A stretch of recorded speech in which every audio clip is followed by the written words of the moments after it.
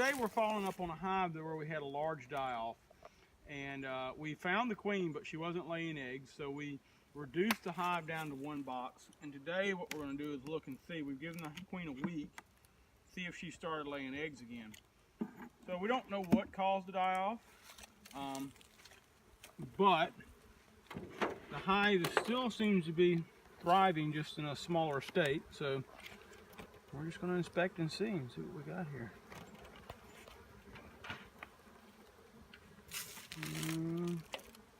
Got plenty of room for our queen to lay, but there's nothing there as of yet.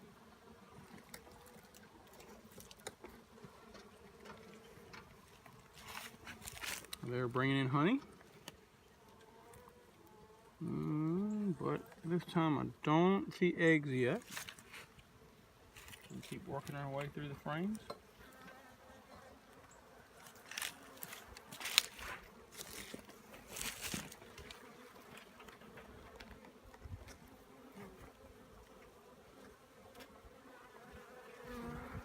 Turn it this way.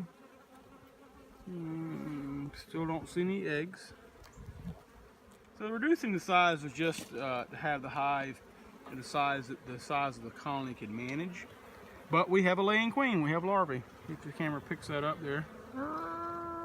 If you go down. Oh, there's one. There we go. A little slimy guy. So we have a laying queen. That is a really good news. I'm very happy about that. The colony seems to be recovering. Oh wow, lots of larvae. So this hive is going to be fine, it would appear. I'm going to leave them alone and close them back up.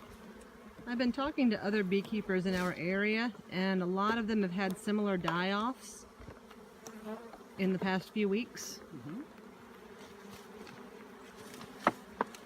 But at this point, we are very glad we didn't lose the entire hive.